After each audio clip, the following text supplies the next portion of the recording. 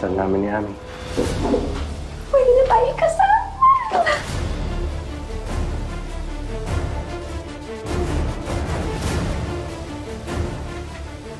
Maaaring si Ma'am Ami ang tunay mong ina. Ibig sabihin, lalong mas may dapat akong gawin. Nakakot na ako, Ken. Hindi ko kinupo. Huwag ka may Ililigtas ka. Taguan tayo. Kahit singhaba ng traffic sa EDSA, ang sungay ni Charlene, nakatakas pa rin sila Ami mula sa kanya. Babaliktad na nga ba ang mga mundo ng mga agaw at tunay na asawa? Makakaganti na ba si Ami at si Bianca sa mga taong sumira ng buhay nila? Nako, yan ang sundan na exciting part ng ating episode finale sa 5th anniversary special ng Tadhana.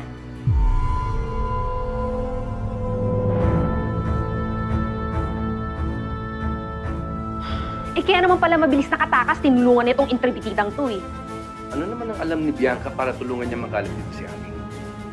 Hindi ko alam, isipin ko pa ba yun? Puntahan na lang natin si Bianca sa bahay niya, tapos bawiin na natin si Ami. Pinahanapin ang bahay ni Ami. Yung biodata niya, di ba naglagay siya ng address doon nung nag-apply siyang caregiver? Kukunin ko doon sa kwarto, tapos ikaw ilabas mo na yung kotse para mabilis tayo, okay?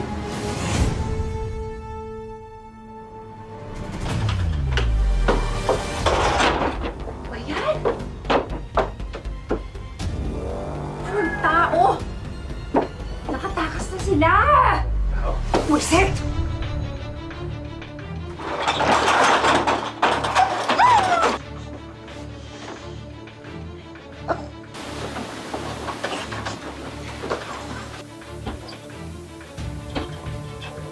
Ay, wag! Ako ito! Hila ka, pare! At nakahila sa puso sa'yo. Manggari, mahabang kwento to. Basta kailangan namin makaalis ngayon dito kasi nasa panganib yung mga buhay namin. Ganun ba? Sige, ganito na lang. Sumama na lang kayo sa akin sa probinsya. Tara, tutulungan ko kayo.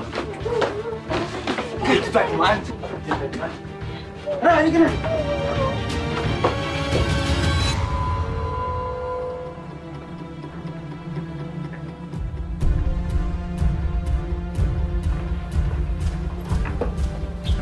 The patient is responded well to her treatment here in our mental facility. Tama ang hinala mo, Bianca. Si Ami may mental disorder na related sa drug abuse. Na hindi mismo ginawa ng nanay ko sa sarili niya. May mga masasamang taong nagpainom sa kanya ng mga gamot na yun. Now, that's another concern. Labag sa batas ang ginawa nila to make her take those drugs. Huwag kayong mag-alala, Doc. Sisiguraduhin namin ni Bianca na magbabayad ang may sala. Sige po, alis na po ako. Salamat, Doc.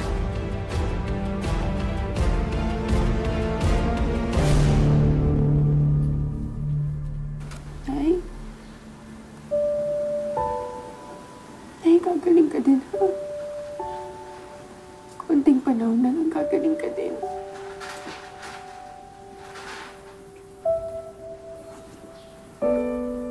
Ay, ito.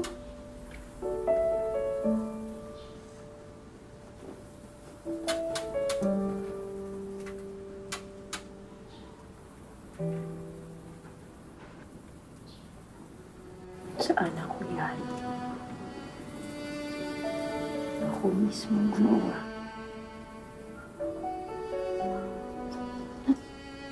Saan nalakuhan?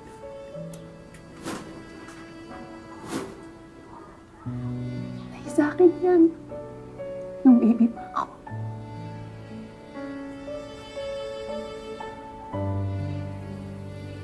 Sa akin yan, Nay.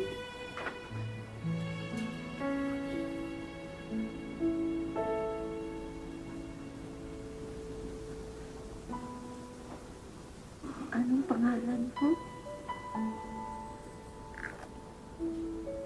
Ako po si Amelia.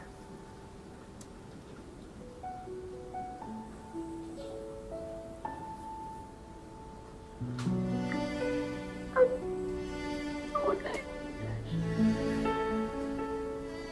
Ikaw ang anak ko. Ikaw. Ikaw. Ako, Nay. Ikaw! Ako po. Amelie! Ako po si Amelie.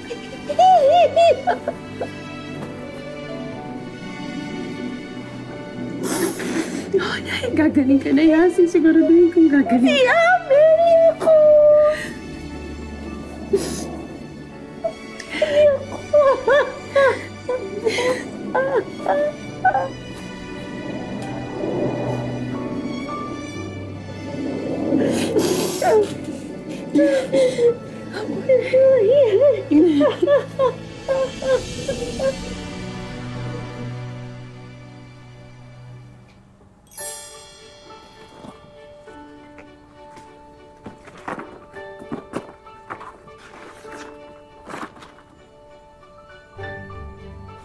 Resulta yan ng DNA test na nagsasabi na ikaw ang anak ko. Amelia.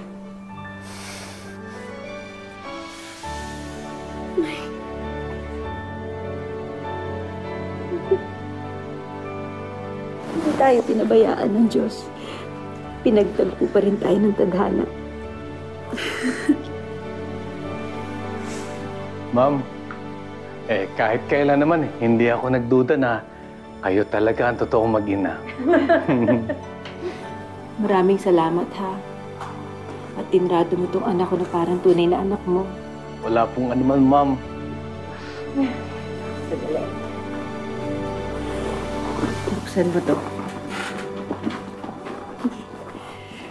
Nay, ano po to? Buksan mo lang. Ang daming pera niyan, anak. Nay, ang dami. Noon pa man, sinabi na sa akin ni nanay na magbukas ng sarili kong bank account. Nung ikasal kami ni Dennis, nag-iba na ang pakiramdam ni nanay tungkol sa kanya. Hindi siya nagkamali. Niloko nila ako. Pinaikot. Pinatay nila ang nanay ko. Maraming kasalanan na dapat pagbayaran sina Dennis at Shirley. Kaya't hindi pa tuloy. Kaya't hindi pa tapos ang laban. Lalaban tayo at magbayad na sila. Basta, Nay. Nandito lang kami ni Tatay Benok para sa'yo.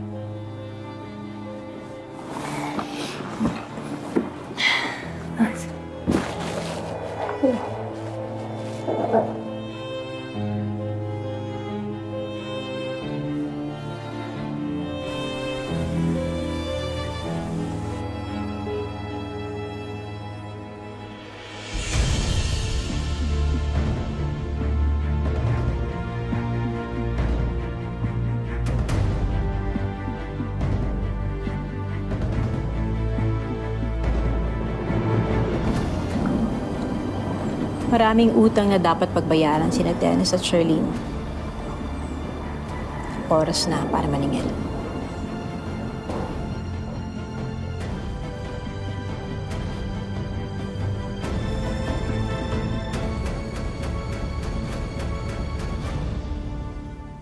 Excited si Charlene sa bridal shower niya dahil ang dating desperada ngayon ikakasal na.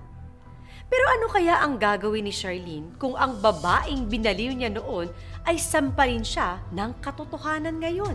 Hindi ko alam kung ano ireregalo ko sa'yo, Charlene. Alam ko naman nasa iyo na ang lahat. Kaya eto na lang. Trip for two sa Maldives. Aba! Ikaw talaga, Mare, hindi ka magpapakabog, ha? Oh, ito Thank naman, you. Charlene. Buksan mo. Kanino galing to? Buksan natin para malaman natin. Eto na eh. Kanino galing to? Hindi to magandang biro, ha? Why? Oh, why? Sino ba yun? Kanino sabi galing to, eh? Sa akin. Mami.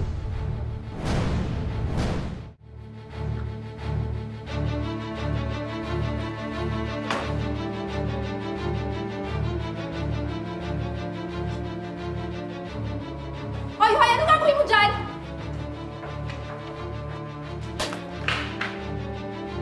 Hindi niyo ba gusto ang regalo namin sa inyo? Ano pang ginagawa mo dito? Bianca, ano bang ginagawa ng baliw na to dito? Ikaw ang baliw! At kayo, kay ni Dennis, kayo ang dapat magpaliwanag. Okay. Everyone, I'm Amy Valeroso. And this is my daughter, Amelia. Ako lang naman ang dating asawa ni Dennis. Kinulong ako ni na Charlene at Dennis dito sa bahay ko. Dito mismo sa basement ng bahay ko ng 1 buong taon. Habang iniintay nila na maanal ang kasal namin ni Dennis. At na mangyari yon, pinagtangkaan nila ako. At sila rin ang pumatay sa nanay ko. Hindi totoo yan. Sinungaling ka! Sinungaling ako! Huwag kang makialam. Ano ba? Ikaw ang magmakialam! Di mo na masasaktan yung nanay ko. Ano ba yan? Kulang ka lang sa gamot. Alam mo pa, iinumin kita. Kulang-kulang kasi ang utak mo. Oo, ikaw ang kulang-kulang! Kulang ka sa sampal! Yan dahil sa pag-agaw ng asawa ko. Ito dahil ginawa mo akong baliw! At ito dahil ang nanay ko! Kapal na ka! Mamatay tao ka! Lumayas ka sa bahay namin! Lumayas ka sa bahay namin! Kapal na mukha mo, Dennis! Kayo ang aalis, hindi kami! Mga sir! Mga sir! Mga sir! Sila po. Teka. Na-aresto ka namin, Mr. Liz Alfredo. Pulis ako.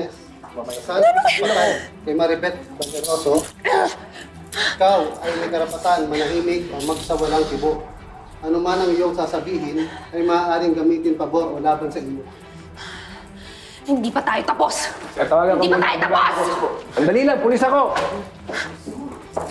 Pareho-pareho tayong pulis dito! Umalis na kayo, please. Now!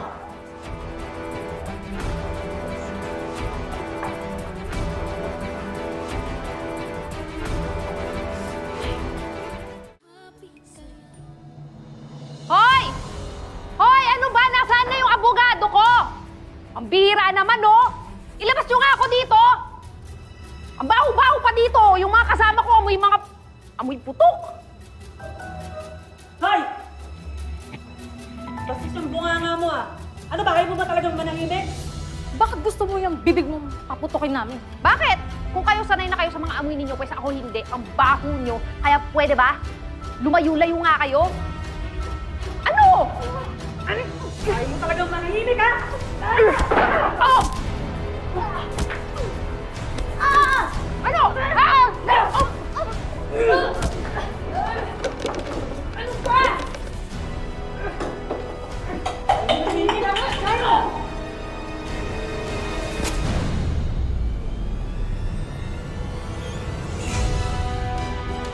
Yan, mananahimik ka na!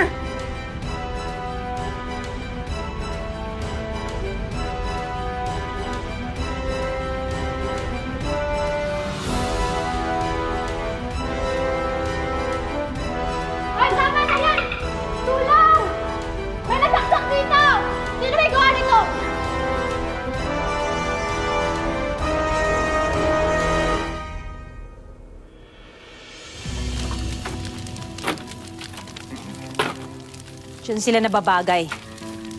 Basura.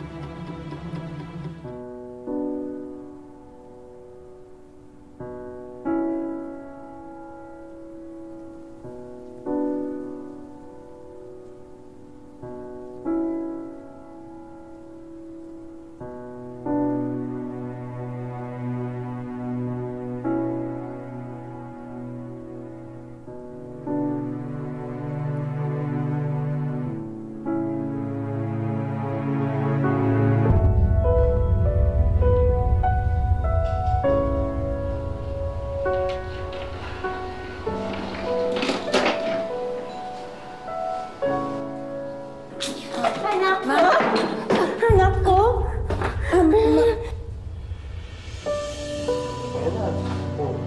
Okay na, ubus na.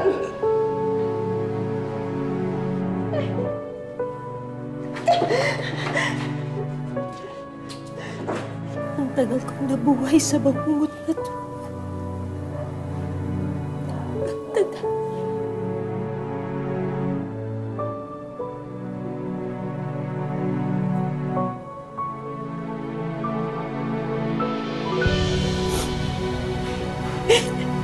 Hey. Tapos na yung bangungot.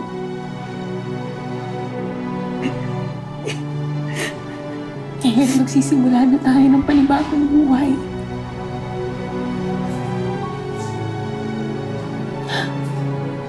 Nandito na ako, Nay. Buo na ang buhay ko. Tapos kasama na kita na.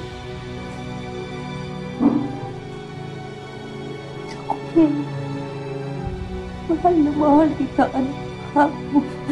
Huwag mo kakalimutan.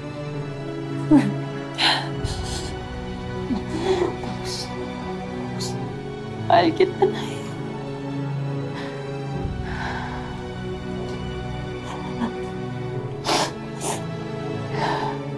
Aray, dahan-dahan naman ang sakit eh. Huwag ka kasing malikot. Oo yan, tapos na.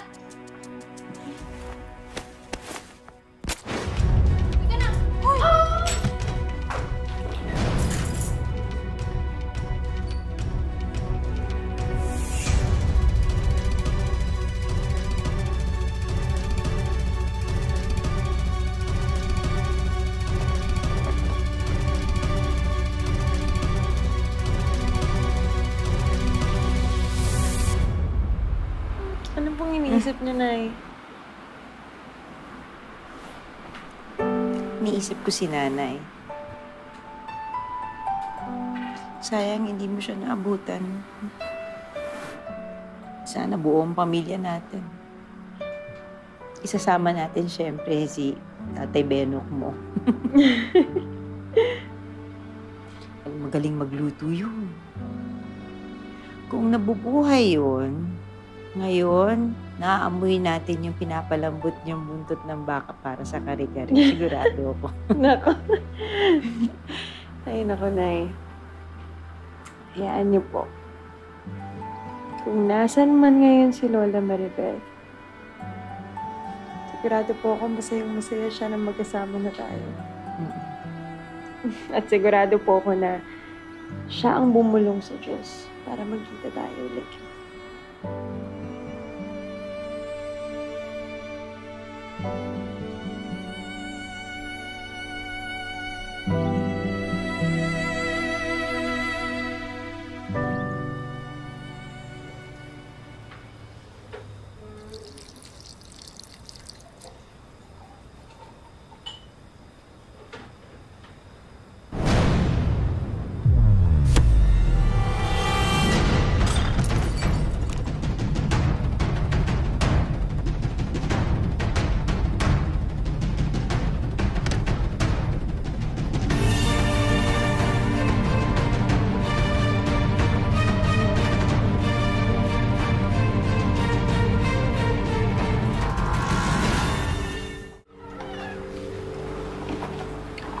Oh, bakit gising ka? Hindi ka makatulog? Hindi ka matulog na tayo. Hoy! Paano ka nakapasok? Paano? Ami, hindi ako papayag na maging masaya kayo ng anak mo. Hindi pa tayo tapos. Lahat ng pera dito sa mansyon, pati alahas, ibigay mo sa akin. Bilis! Ibibigay ko sa'yo lahat. Sandali. Bilisan mo! Buksan mo lahat yan! Huwag mo siyang sasaktan! Paano ako makakasiguro na hindi mo kami sasaktan kapag binigay ko sa'yo lahat ng to? Eh, di tayo makakasiguro.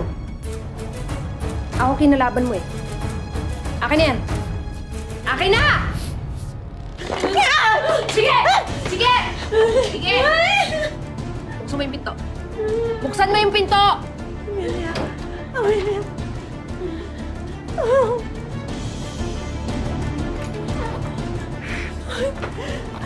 Diyan ka lang! Diyan ka lang! Amelia. Tay! Tay! Sige, kapit ka! Nay, si Tata. Sige! Nay! Huwag ka susunod! Baka tarinig ko sa ulo. Isa mo! Diyan ka lang! Sige. Nay! Yung pera! Anong pera? Kunin mo! Bilisan pa! Diyan sa loob! Diyan sa loob! Dito sa loob! Pumasok ka sa loob! Amelia!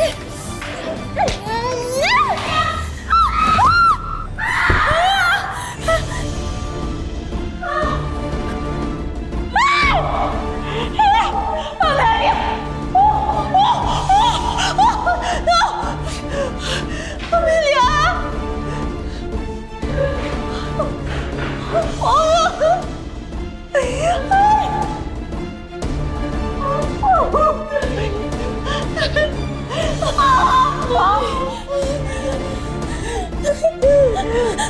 Hindi ko.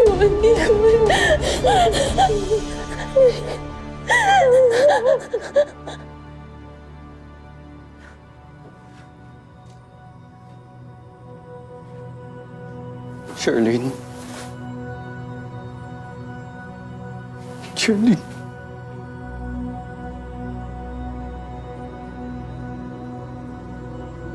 Asawa ko, ano nangyari sa'yo? Ano nangyari sa'yo?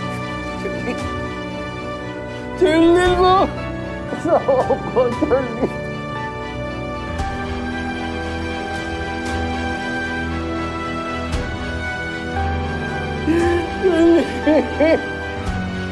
Charlene!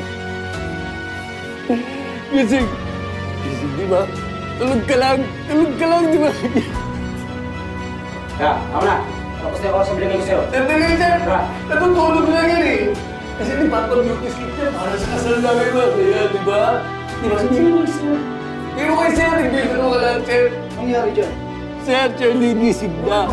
Gising na, gising na, gising ka na! Kakasal na tayo! Gising na, sir! Bakit ka natutulog? Sabihin mo sa kanila, gising ka! Kakasal pa tayo, Charlene! Sabi nga nila, hindi naman totoong walang forever. Dahil ang totoong forever ay nasa pagmamahal ng ating mga magulang. Sa kaso ni Ami, sa kabila ng lahat ng trahedyang pinagdaanan niya, hindi niya makakalimutan ang pagiging ina at pagmamahal niya para kay Bianca.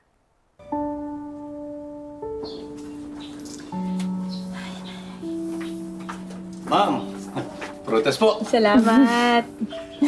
Ma'am Ami, si Dennis pala, dinala na raw sa mental hospital. Siguro yun na yung karma nila ni Charlene.